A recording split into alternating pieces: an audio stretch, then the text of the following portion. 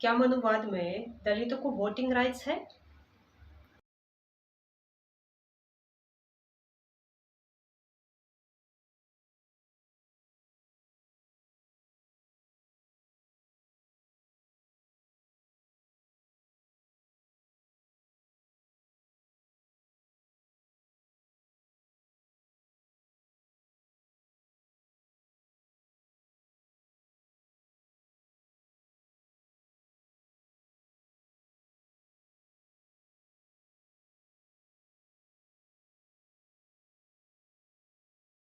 Riddles of Hinduism में नवाब आम्बेडकर ने ये कहा कि वैदिक युग में, वैदिक भारत में शूद्रों को कोई राजनीतिक हक नहीं था। उनको मतदान का अधिकार नहीं था और उनको अपने राजा को चुनने का कोई अधिकार नहीं था। लेकिन फिर बाद में शूद्र कौन थे, हु वर द शूद्रस नाम का किताब में वही आम्बेडकर कहता है कि युधिष्ठिर ने अपने राज्याभिषेक और राजसूय यज्ञ में शूद्रों को भी निमंत्रण दिया था।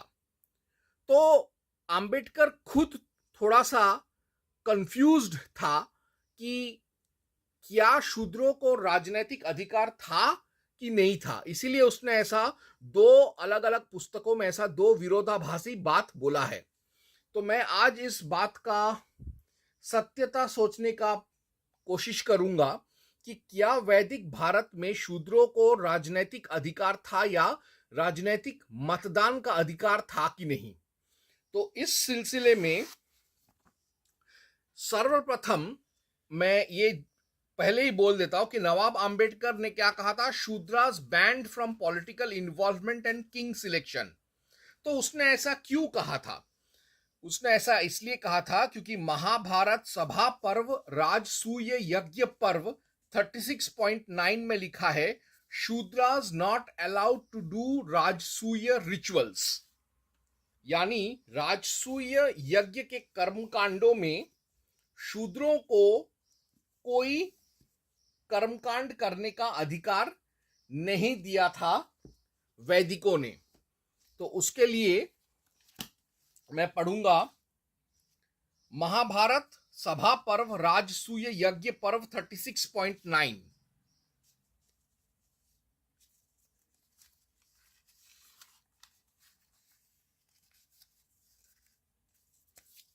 जो कहता है, राजन, युधिष्ठिर की यज्ञशाला के भीतर उस अंतर्वेदी के आसपास उस समय ना तो कोई शूद्र था और ना ही कोई व्रतहीन द्विज ही था। यानी राजसूय यज्ञशाला और राज्याभिषेक अंतर्वेदी में कोई भी शूद्र का घुसना वर्जित नहीं था, युधिष्ठिर के राजसूय यज्ञ में भी।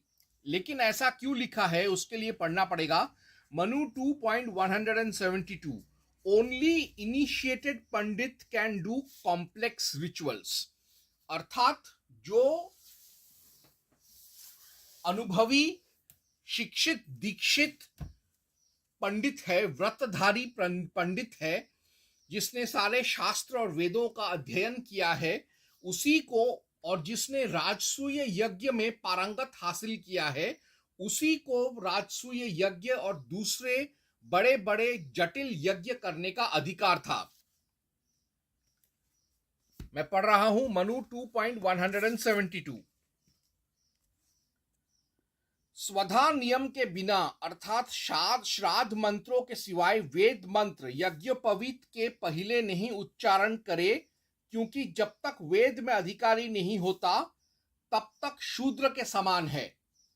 यानी जब तक कि उसका यज्ञ पवित्र नहीं हो जाता, उसका पूरा ब्रह्मचर्य काल पूरा नहीं हो जाता, उसका शिक्षा दीक्षा पूरा नहीं हो जाता, उसने एक्सपीरियंस नहीं गैदर कर लिया, तब तक उसको बड़े बड़े कर्मकांड और बड़े बड़े यज्ञ करना वर्जित है। क्योंकि तब तक वो शूद्र के समान ही है, चाहे वो ब्राह्मण हो, ब्राह्मण का बेटा हो, क्षत्रिय हो, वैश्य हो, शूद्र हो, कोई भी हो। अब जैसे शादी होता है तो शादी में जो विवाह संस्कार है वो एक पंडित ही करता है। लेकिन बाकी सारे लोग जो होते हैं वो लोग वहां बैठकर आशीर्वाद देते हैं, भोजन करते हैं और वो दर्शक बनते हैं।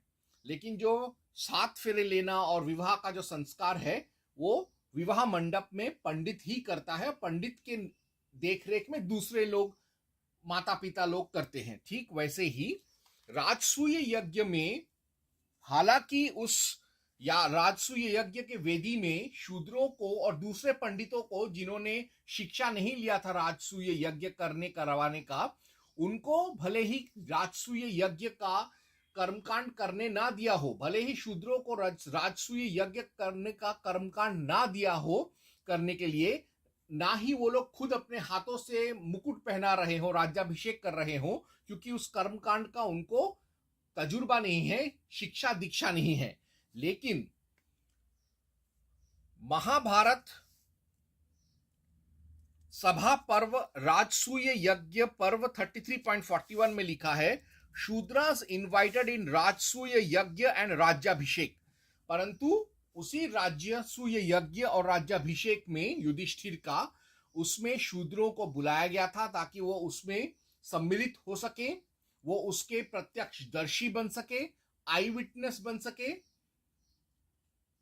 चश्मदीद गवाह बन सके, और अगर किसी को कोई आपत्ति है तो वो उस आपत्ति को बयान कर सके। इसीलिए शूद्रों को भी बुलाया जाता था, क्योंकि वो भी चातुर्वर्णीय समाज का एक हिस्सा थे। तो अभी मैं पढ़ूंगा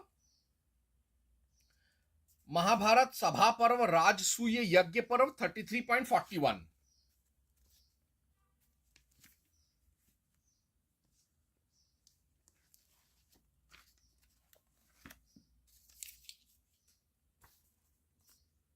तुम लोग सभी राज्यों में घूम घूम कर वहां के राजाओं, ब्राह्मणों, वैश्यों तथा सब माननीय शूद्रों को निमंत्रित कर दो और बुला ले आओ युधिष्ठिर के राजसूय यज्ञ और राज्याभिषेक में। इसके अलावा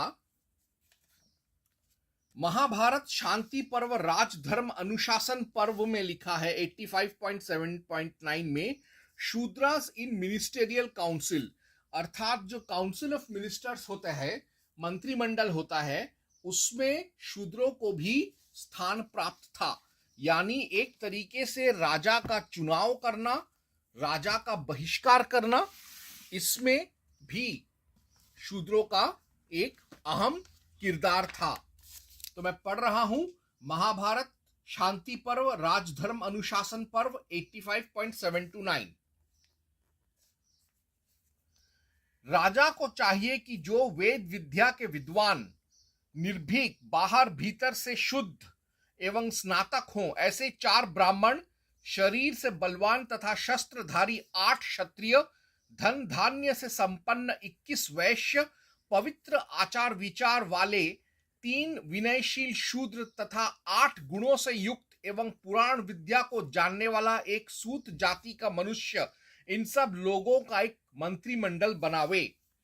सेवा करने को सदा तैयार रहना, कही हुई बात को ध्यान से सुनना, उसे ठीक ठीक समझना, याद रखना, किस कार्य का कैसा परिणाम होगा इस पर तर्क करना, यदि अमुक प्रकार से कार्य सिद्धि ना हुआ हो तो क्या करना चाहिए, इस तरह वितर्क करना, शिल्प और व्यवहार की जानकारी रखना और तत्व का बोध होना, ये 8 गुण पौराणिक सूत में होने चाहिए।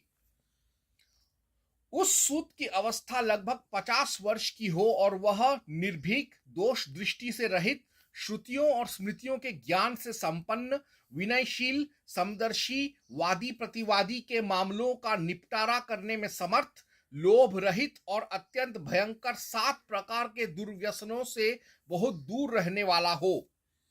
शिकार, जुआ, परस्त्री, प्रसंग और मदिरापान, ये 4 काम जनित दोष, और मारना, गाली बकना तथा दूसरे की चीज खराब कर देना, ये 3 क्रोध जनित दोष मिलकर 7 दुर्व्यसन माने गए हैं। ऐसे 8 मंत्रियों के बीच में राजा गुप्त मंत्रणा करे, यानी न सिर्फ शूद्रों और सूतों को मंत्रिमंडल में स्थान मिलता था, यानी काउंसिल ऑफ मिनिस्टर्स में स्थान मिलता था, बल्कि गुप्त मंत्रणा में भी यह हिस्सा लेते थे। इतना विश्वास इनको मिलता था राजा के दरबार में और राजा के मंत्रिमंडल में।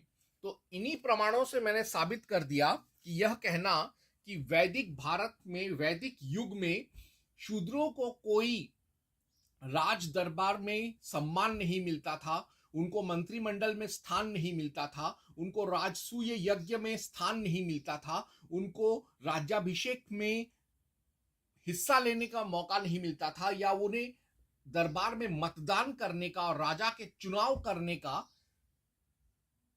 या राजनीतिक चुनाव में हिस्सा लेने का उनको कोई मौका नहीं मिलता था। यह एक कोरा झूठ है और आज मैंने इसको उल्टा साबित कर दिया। ओम हं हनुमते नमः।